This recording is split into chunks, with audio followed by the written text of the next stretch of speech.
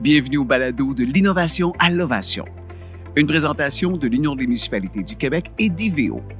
Ce balado met en lumière des initiatives inspirantes qui ont permis de répondre à différents enjeux municipaux. Bonjour, ici Benoît Balmana, directeur général d'IVEO. Abordons un enjeu souvent sous-estimé en gestion municipale, la clarté et l'accessibilité de l'information pour les citoyens. À Victoriaville, la ville a entrepris une transformation en profondeur de ses communications afin de les rendre plus simples, plus compréhensibles et plus accessibles pour tous. Résultat, une démarche organisationnelle unique au Québec qui a permis de revoir plus d'une centaine de projets et de transformer durablement la façon de communiquer avec la population. Dans cet épisode, nous recevons Nathalie Roussel, conseillère stratégique du Bureau du développement durable, qui nous présente cette démarche innovante en communication municipale. Bonjour Nathalie, d'abord félicitations pour votre projet de refonte de la communication citoyenne. Merci. Donc, aussi, les municipalités, ils passent beaucoup de temps à communiquer énormément d'informations avec les citoyens. Puis, qu'est-ce qui a amené votre réflexion de se dire, ça fonctionne pas ou on pourrait faire mieux pour communiquer avec nos citoyens? En fait, à Victoriaville, ça fait plus de 27 ans qu'on s'intéresse de près à l'accessibilité universelle et ça comprend la communication. On était sûr qu'on faisait tout comme il faut. J'imagine. Et oui, puis on multipliait le nombre de communications. On était vraiment dans le volume et la diversité des canaux également de communication. Puis malgré ça, on avait plein de questionnements. Il fallait mettre plein de ressources en place pour répondre aux questions des citoyens. Puis là, on en venait à se dire, coudonc, ils lisent pas.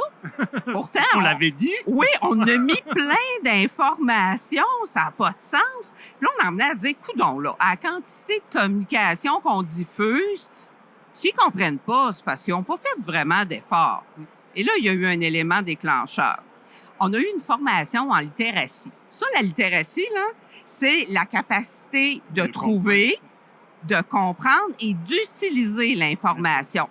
Et là, ça a été une véritable révélation.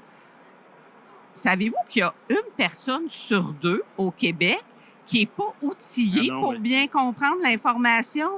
Une sur deux, c'est énorme. Et là, ça a tout changé notre regard qu'on portait là-dessus. Parce qu'on a dit, finalement, c'est pas le citoyen qui n'a pas d'intérêt ou qui fait pas d'effort. C'est nous qui avons besoin d'adapter nos communications.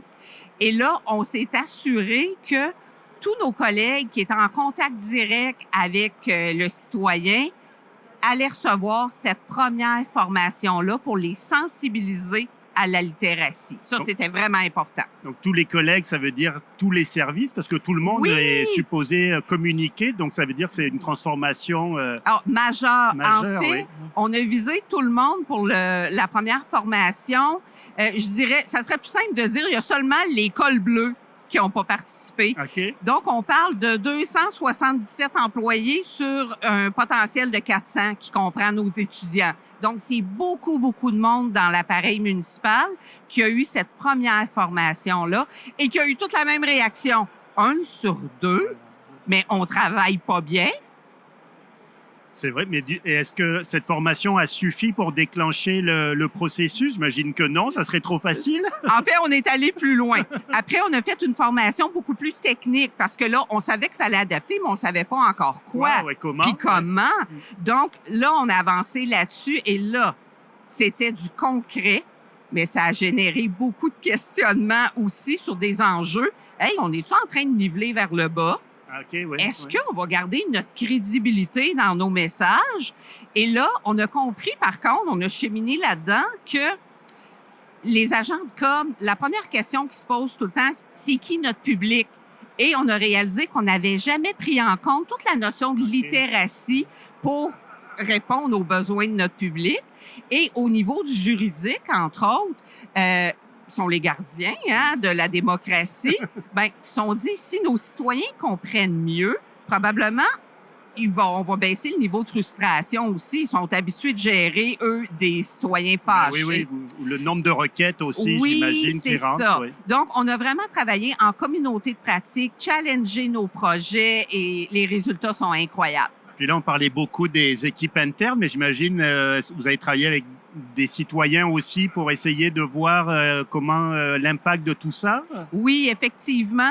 On était accompagné par un groupe de recherche. Hein. Alors, il y avait un groupe de personnes en situation de handicap avec différents défis, dont entre autres la déficience visuelle. Hein. On sait qu'avec le numérique, ça peut être un enjeu.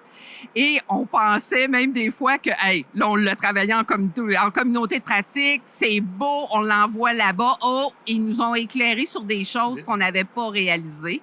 Donc, c'est avec beaucoup d'humilité qu'on a pris ces rétroactions-là puis amélioré nos communications.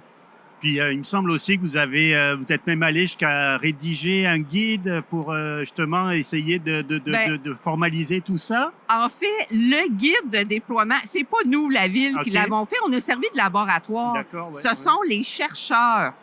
Et c'est le fameux guide, puis il est lancé aujourd'hui même. C'est pour aider toutes les organisations à déployer une démarche comme la nôtre. Mais nous, on a produit quelque chose.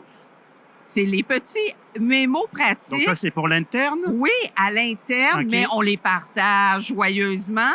Et c'est tous les éléments clés pour ajuster nos pratiques au quotidien pour simplifier nos communications.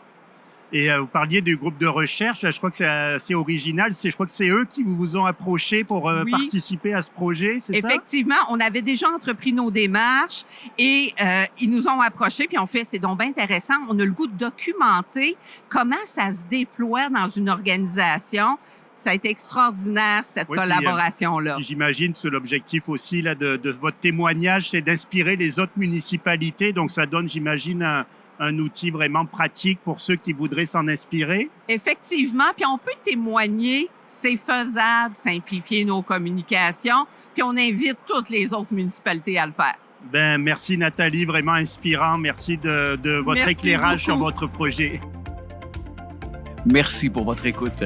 Pour découvrir d'autres projets municipaux inspirants qui font une réelle différence, n'hésitez pas à écouter les autres épisodes du balado de l'innovation à l'ovation.